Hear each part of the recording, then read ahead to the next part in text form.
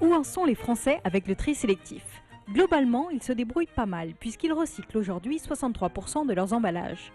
Mais si l'on veut atteindre l'objectif des 75% fixé par le Grenelle de l'environnement, il va falloir aller encore plus loin.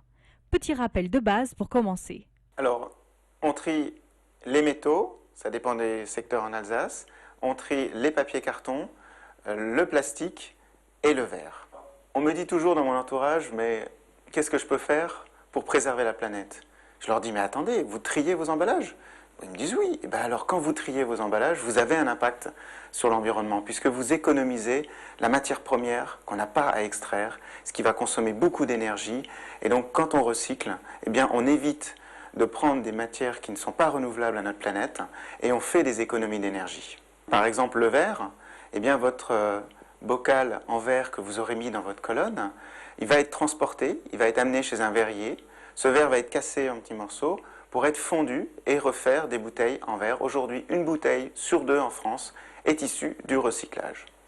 Pour les papiers cartons, eh bien, les papiers et cartons que vous allez mettre dans la collecte sélective, ils vont être triés, conditionnés et ensuite envoyés chez un papetier qui va mettre tout ça dans ce qu'on appelle une grosse marmite qui est un pulpeur, qui va derrière permettre de refaire des bobines de papier carton. Les bouteilles et les flacons plastiques, il existe différents types de plastique, les débouchés sont différents. Maintenant, sachez qu'aujourd'hui, on sait refaire de la bouteille plastique avec les bouteilles que vous triez. Pour les métaux, eh bien c'est tout simple, les métaux, on les fond et on refait du métal à l'infini, on sait refaire tous les emballages. Les Alsaciens sont bons élèves. Ils trient 50 kg d'emballage par an, par habitant, ce qui est au-dessus de 44% de la moyenne nationale. Une performance qui peut encore être améliorée, et voici comment. Alors on constate qu'il y a une pièce dans la maison ou l'appartement où on habite qui est souvent oubliée pour le tri, c'est la salle de bain. Par exemple, vos flacons de shampoing, le flacon ou le petit pot pour le savon avec le pouce-pouce.